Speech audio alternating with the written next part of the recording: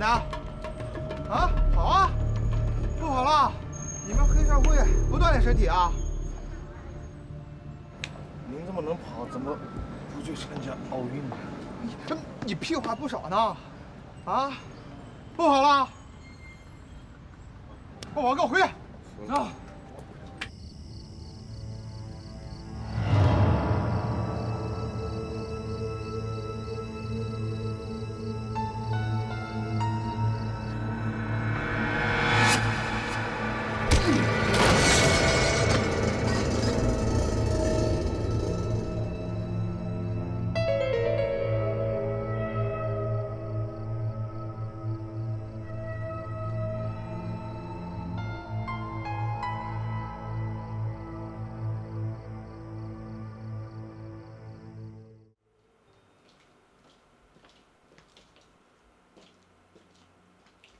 刘队啊，正好找你呢。你说你手底下这俩人，不就是让他们帮忙带个嫌犯回来吗？有那么难吗？还弄得俩人那么狼狈，你让我心里很内疚啊。别笑，刘队你忙啊。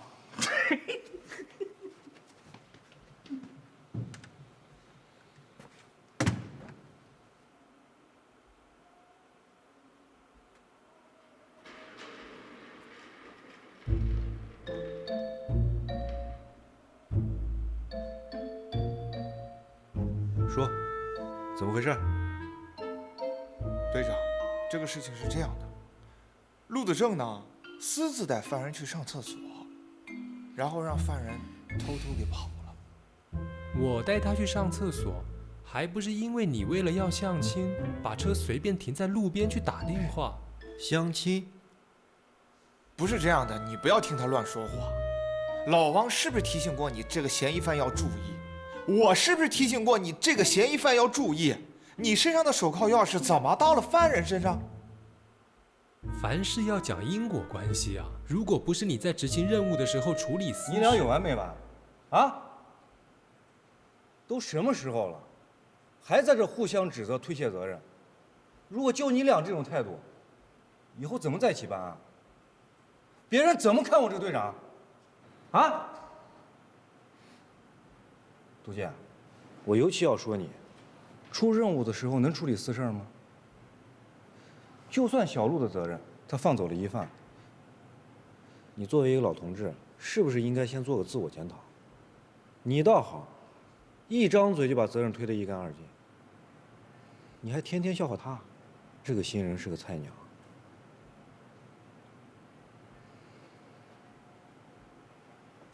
行了，下班吧。明儿给我叫好检查。哎，啊？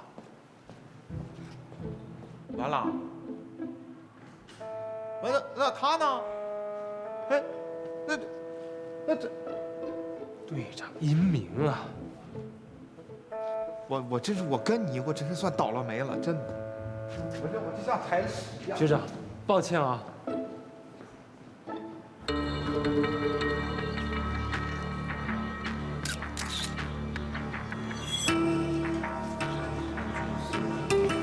队长，现在受害者是张琪，王所长，是你辖区里的人吗？这个地址好像不对。队长，我也证实，他确实是这个小区的业主，所以刚在这买的房。刚买的房。走，上去看看。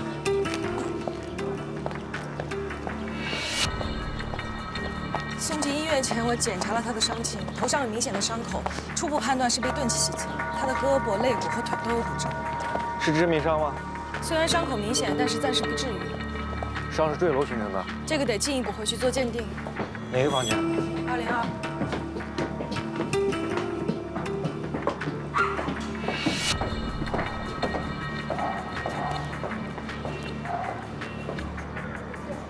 队长，这是什么？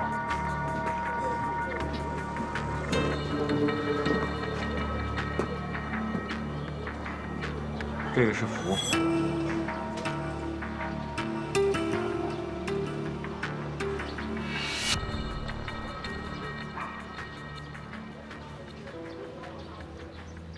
这一层的每一户几乎都贴上了，但唯独202门上的符被撕掉了。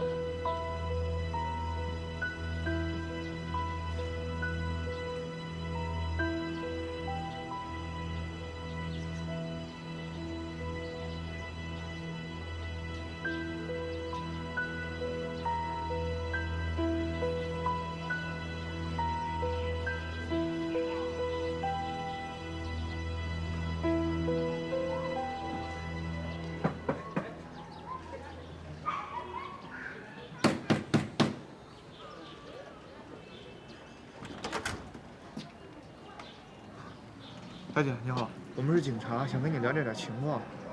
不知道啥情况，又找别人了。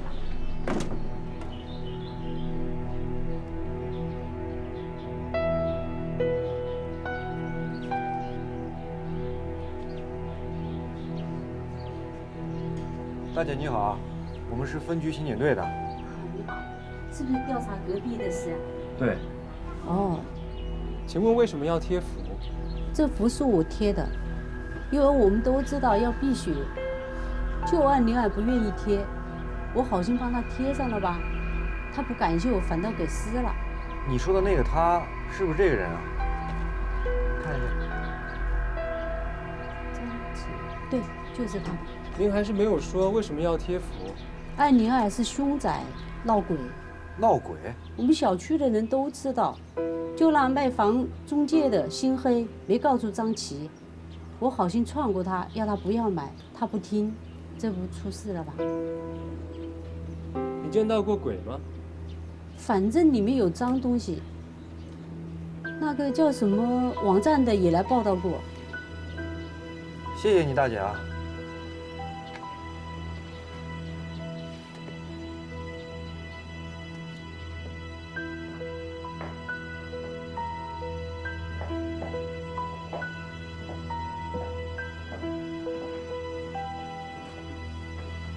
除了这扇窗户，其他都基本完好。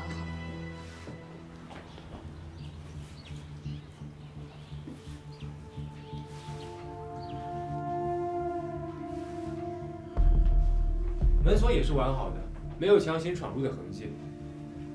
这里有打斗的痕迹，这个就是凶器。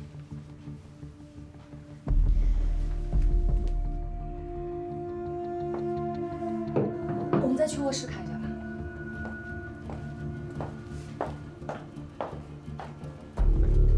血迹。不过好像很久了，曾经有人试图想把它刮掉。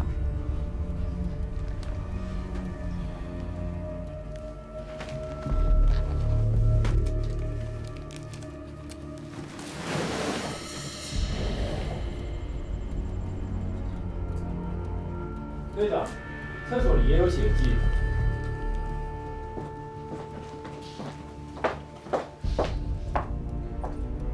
你进来的时候他就脱落了。是在这边。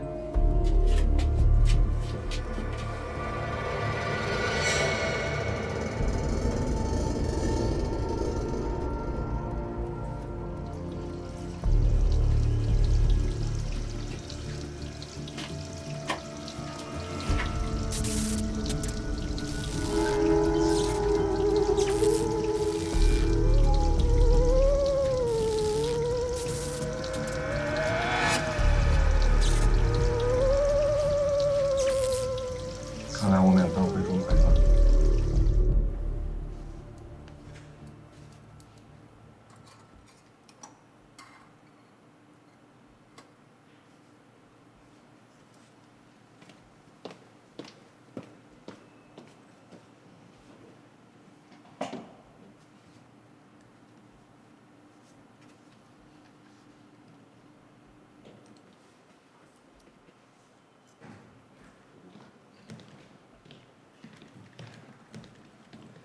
辛苦我们的半边天了啊！曲小姐，你应该说首长才辛苦呢。我是脚长辛苦，市局分局来回跑啊。市局的商检报告拿回来了。哦，没错。根据邱小姐现场取证的材料以及商检报告，我们还原了张琪坠楼的模拟视频。快，放来看看。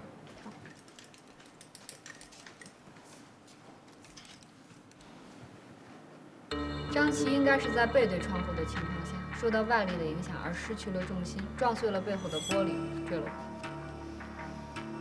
客厅留下来的打斗痕迹，很有可能就是张琪在抵抗凶手的时候留下来的。那他头部的伤呢？从伤检报告可以看出来，张琪在坠楼之后的伤口并没有接触到地面。这个烟缸上的血迹和伤口相符，形状也和伤口一样。也就是说，凶手很有可能用这个烟灰缸袭击了张琪的头部，趁他重心不稳的时候，用力将他推出了窗外。这样解释可以吗？应该是这样的。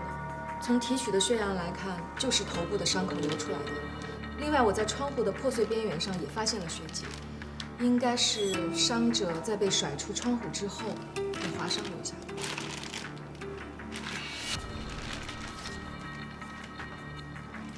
现在有没有发现凶手留下来的线索？伤者手上的淤伤应该是搏斗时留下来的。我在他的指甲里提取了一些皮肤组织，现在正在做 DNA 分离，应该属于凶手。那这床上和厕所的血迹是怎么回事啊？我初步化检了一下样本，确实是血，但是和伤者不符。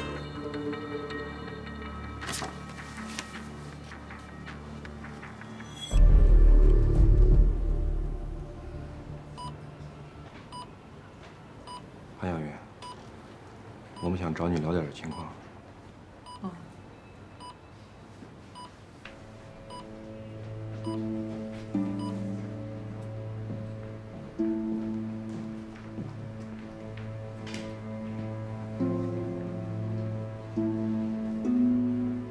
案发的时候，你在202室吗？我不在，我没有住在那里，我住在我们之前租的房子里面。你们买房子了，为什么不住在那呢？之前是搬过去了，可是我又刚刚搬回来了。为什么？那个房子闹鬼，根本就住不了。可能我说了你们都不信，可是那个房子真的有问题，所以才把张琪害成这样。你们在买那个房子之前，没有人告诉你们那个房子闹鬼吗？之前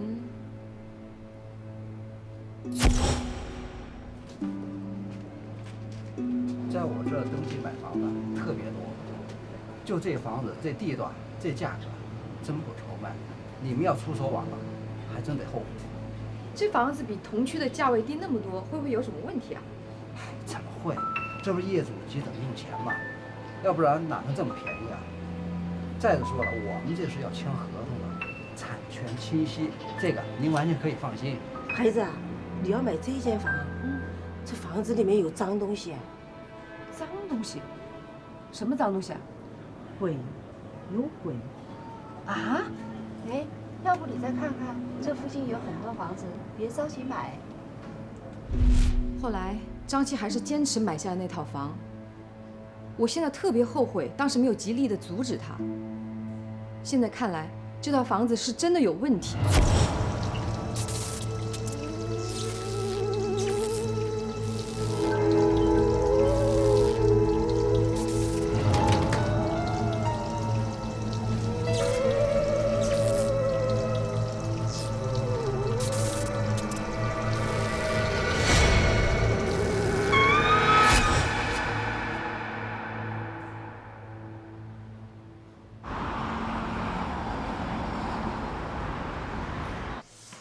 哎，队长，你说这厕所里的灯一闪一闪的，是什么情况？而且啊，老发出那种哀嚎声。不会真有鬼吧？怎么，害怕了？我害什么怕呀？我是学理科的，从来就不相信有鬼这回事儿。不过历史上真有那么一桩案子，美国人断定凶手就是鬼。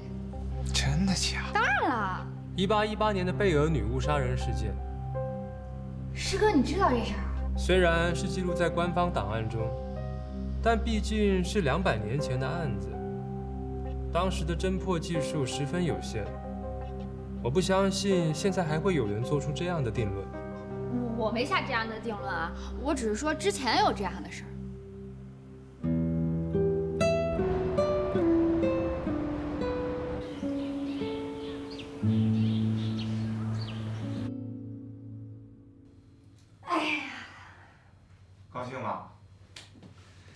说啊，这个当刑警呢，蹲坑是家常便饭啊。累倒是不累，就有点考人。寂寞呗。那也得分跟谁在一起。那要咱俩一起，那指定不寂寞。谁整天跟你在一块儿，那得听从组织的安排。那是，听安排啊。哎，菲菲，我怎么从来没听你聊起过你的这个家庭情况？你父母是干什么的？我就是普通家庭，应该跟你差不多。普通家庭好啊，太好了，跟我差不多就对了。哎，这叫什么？门当户对，对心对肺。哎呀，你看哈，你这个工作问题也解决了，家庭也没什么负担，该考虑个人问题了。有男朋友了吧？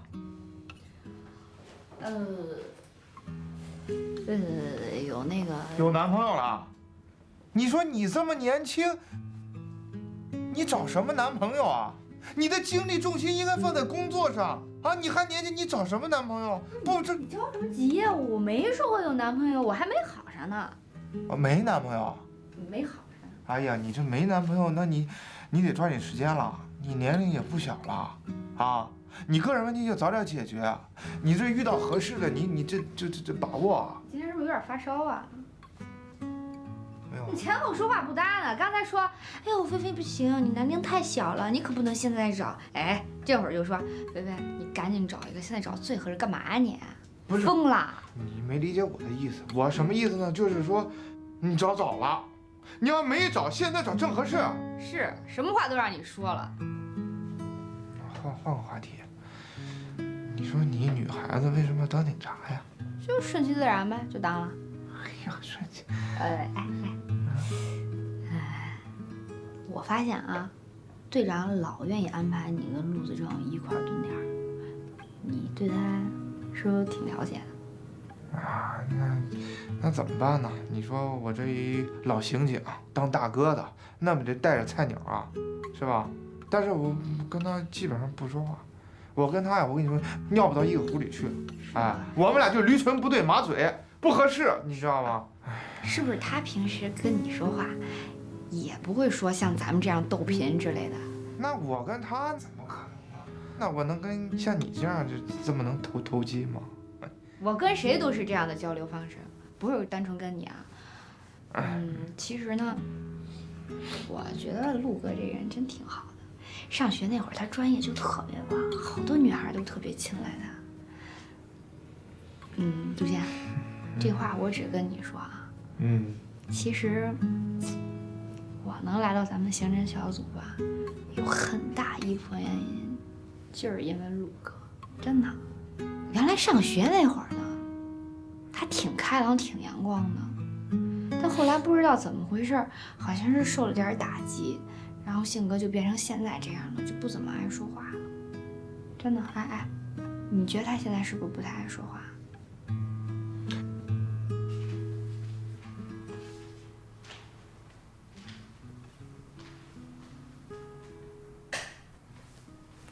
哎，那怎么躺着躺着就睡着了呢？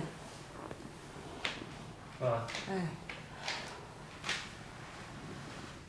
你说你老这样贪黑熬夜的，可咋整啊？以后这就是常态了，你别等我，有啥不放心的打个电话，早点睡。哎，也许啊，这就是妈的命。咋地了妈？快睡觉吧，明早还要工作。你爸爸呀，干了一辈子的刑警，我就常陪着他贪黑熬夜，后来呢得了癌症，他早早的去世了。现在又轮到你了，咱们这个家呀，都献给警察事业了。妈，你唠叨啥？快睡觉吧。我这怎么是唠叨呢？这是正事儿，是大事儿。像这样天天担惊受怕的，我可受不了。再说了，我的公司马上就要上市了，你过来帮忙吧。妈，你别决定我的工作好不好？我又不是小孩了。你不是小孩儿，那怎么还会找人呢？该过去的就得让它过去，该找新的就得找新的。行了行了，你又来了，我睡了，明天还要早起呢。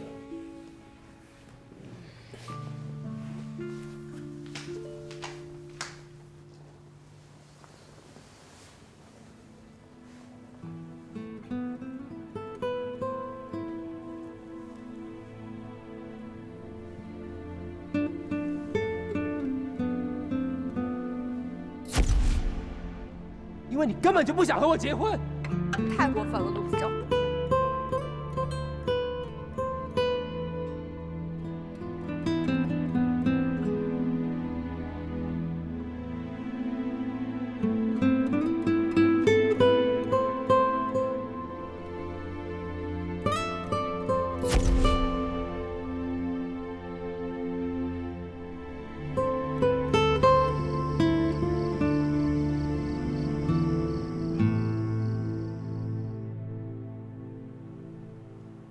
假血，确切的说，不是人血，是猪血。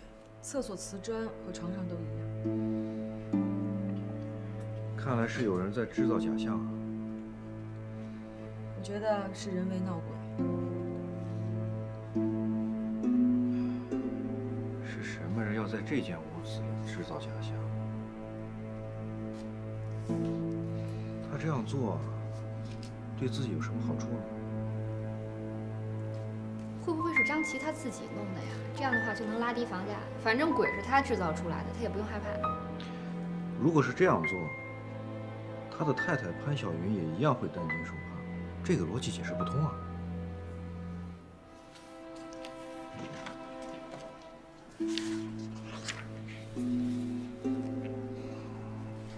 贝贝，跟我出去。少姐。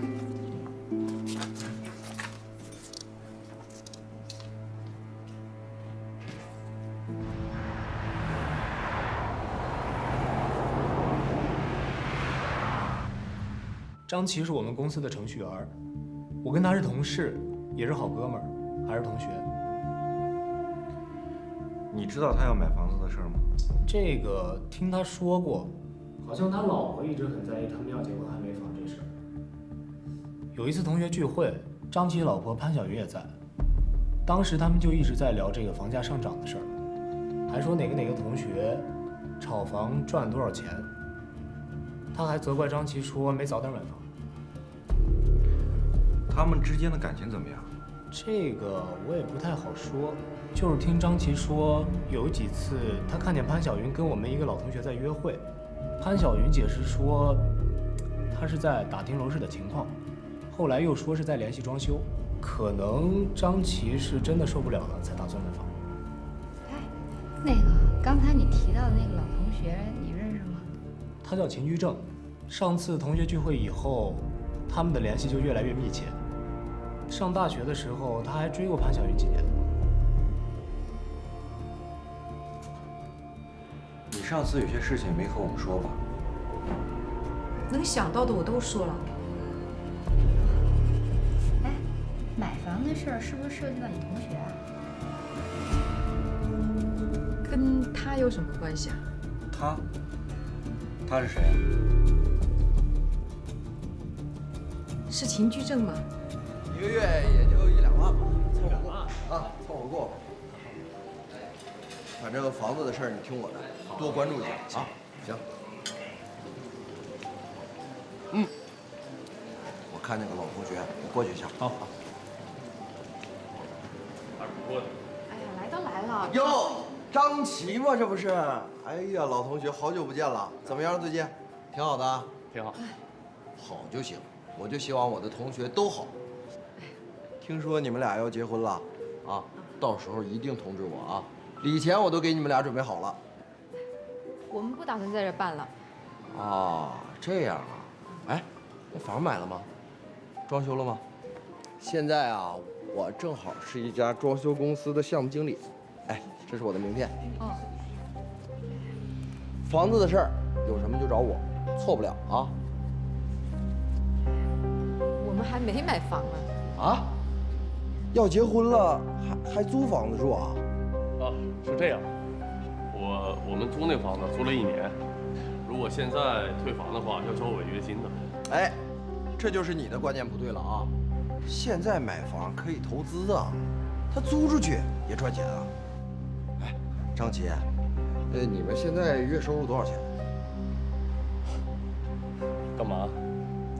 你看你，我没别的意思，我是说，如果你们手头没有闲钱，可以通过银行贷款买房。正好呢，我银行里有点熟人，啊，没事儿，你们的事儿就是我的事儿，我可以给你们介绍。不，这件事情啊，就不麻烦你了。我们攒了点钱，准备买一个小户型。在哪儿？我这样，我帮你们打听打听，看看这个楼盘是否有上升的空间。现在趁着楼市还好，赶紧捞一笔啊！那这样，小袁，过来，跟我喝杯酒，对你有好处。同学们，哎，看看谁来了？哎呀，小云啊！你们先坐。坐，快坐，别客气，别客气，坐呗。坐，别客气。你们都还好吗？挺好的，挺好的。你在忙什么呀？我还是那家公司工作。买房了吗？你以后还找过秦医生吗？去过。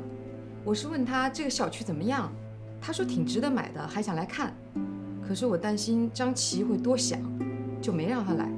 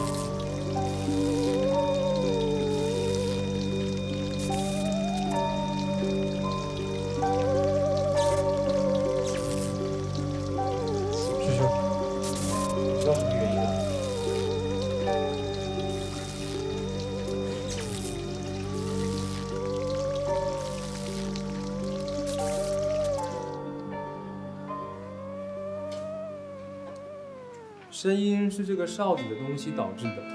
另外，停电是有人在照明线路上做了手脚，与管道进行回路链接。只要下回管道的水压增加，线路的电阻就会减弱，造成短暂过载，灯会开始闪烁。也就是说，只要有用水，就会发出这样的声音，像哨子的道理是一样的。而且这一定与电源做了链接。只要有较多的水流通过，例如洗澡、冲水，屋内的电源就会短路。看来设计这个东西的人还是有点学问。上学的时候物理学的不错啊。有学问也没我师哥厉害，可以呀你。我只是注意到，每次鬼嚎都恰好发生在用水之后，所以推测，这个声音应该是和排水管道有关。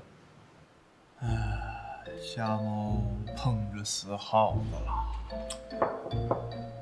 你别不服气啊！要是小陆没点真才实学，能把这些线索串联在一起吗？哎，你也蹲了好几天，你怎么就没发现呢？小陆要是瞎猫的话，你是什么猫？老虎也有打盹儿的时候。我看你现在还没睡醒呢。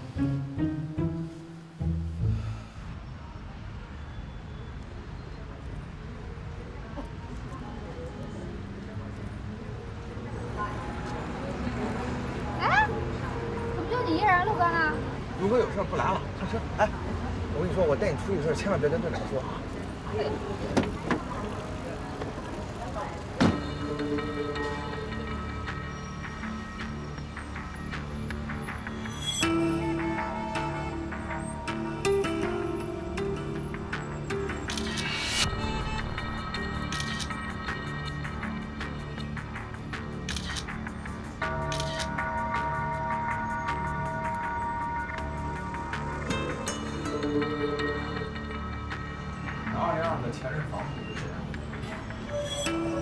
叫林从胜啊，我去问过他，那房子他自己呢都住了快10年了，也没听说过什么闹鬼啊这些。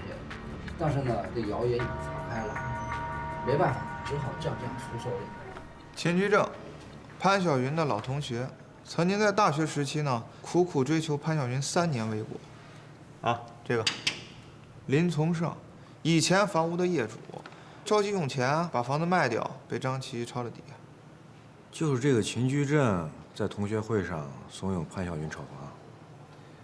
我们怀疑潘晓云有外遇之后呢，我和菲菲跟踪了她。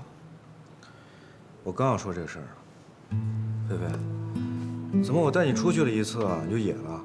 啊，家里这么多事你都不管，天天往外跑，早上不来报道就出去。我不就是为了早点破案吗？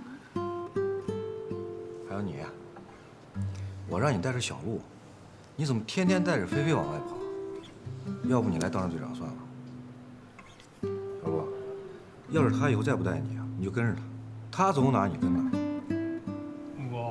哎，陆子正他有别的事儿，他现在在忙着研究鬼呢，我呢在跟踪人。我带着菲菲呢，是因为方便，不容易暴露。行了啊，你别给我在这打哈哈。以后没我的命令，不许带柯菲菲出去。警察同志，我理解，我也知道他家最近刚出事儿，现在见面确实不合适。不过我们也没聊什么，聊的都是关于房子的事儿。这潘晓云吧，想找我帮忙，他想把这房子卖了。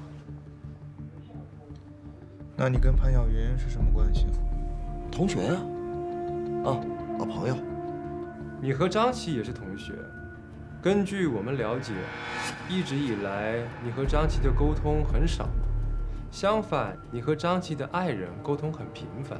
是，那我们也没什么，就是我和潘晓云大学的时候关系挺好的，但是张琪这个人吧太小心眼儿，我和潘晓云特别怕他误会，所以一直都不太敢联系。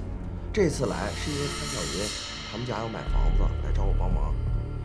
不过最后还是我主动去找的张琪。我一想，哎呀，算了吧，都不容易，能帮帮忙就帮帮忙，是吧？啊，谢谢啊。那行，警官，慢走啊。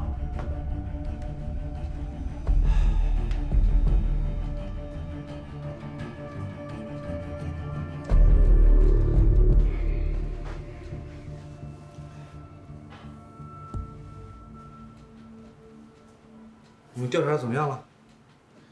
这个潘晓云呢，接触最多的人就是这个秦居正，而且据张琪的同事王平交代，202装修就是秦居正干的，所以说秦居正下手做手脚的机会最大。那这些都是猜测，没有证据。也不算猜测，应该就是他。小陆，你有什么看法？我的意见持保留态度。什么叫保留态度？想什么说什么，大胆点。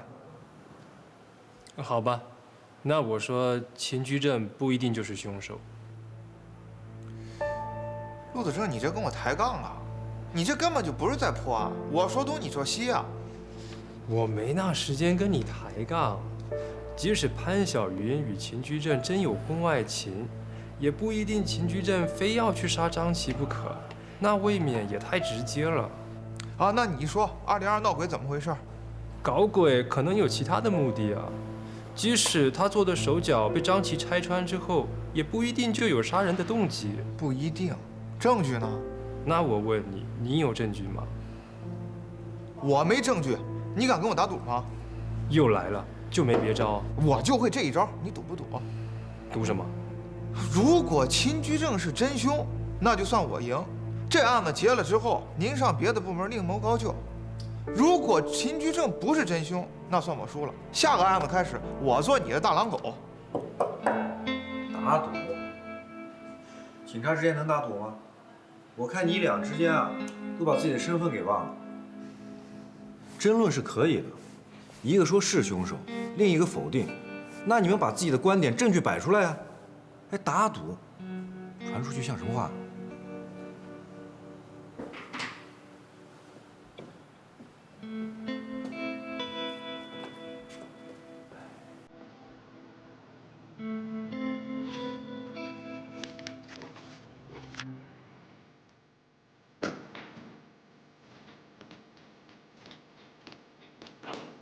队长，在张琪的指甲内提取的 DNA 与秦居正的相匹配。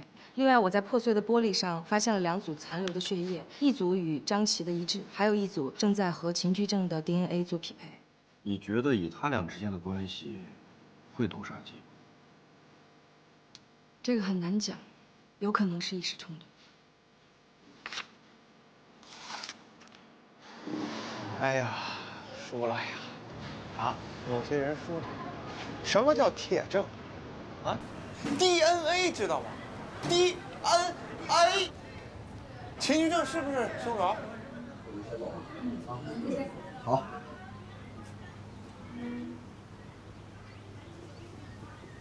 哎呀，这输的可是心服口服啊！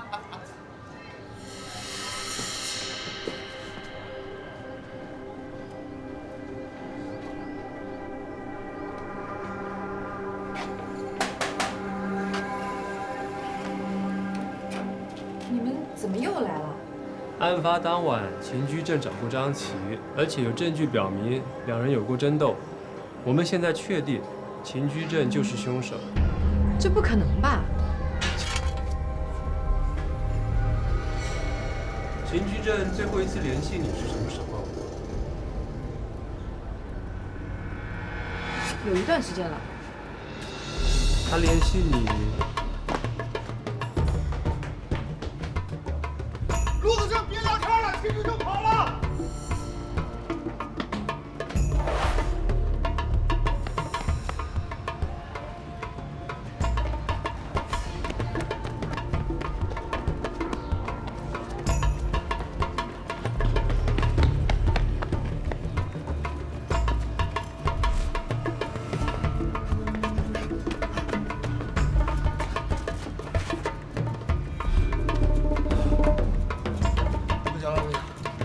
大哥，跑不动了，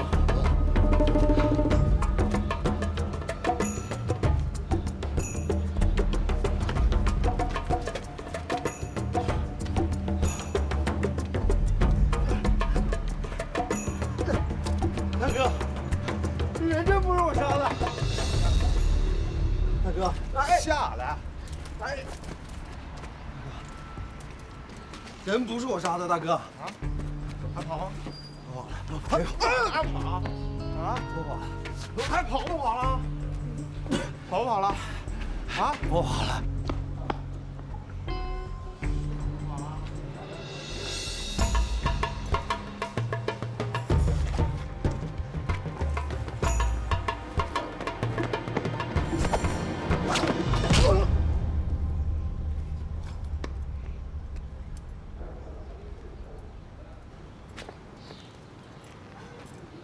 这得撞多疼啊！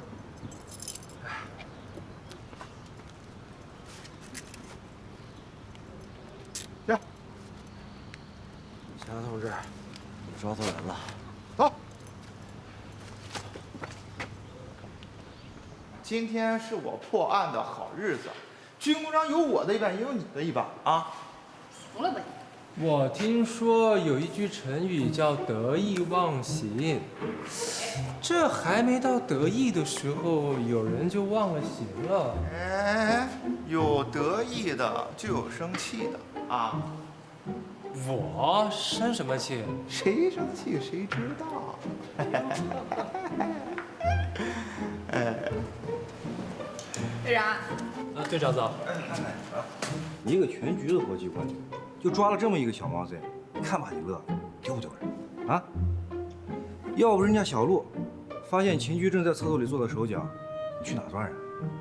不是队长，你这有点偏心眼儿啊！啊，人小陆稍微有点成绩你就表扬，我这做多少你都装看不见啊！杜健，这不是表扬谁批评谁的问题，你自己想想，我们这个小组是不是一个大家庭？出去办案的时候，你有你的长处，他有他的长处，要取长补短。你倒好，老这样影响团结，知道吗？秦居正呢？啊，已经在审讯室了。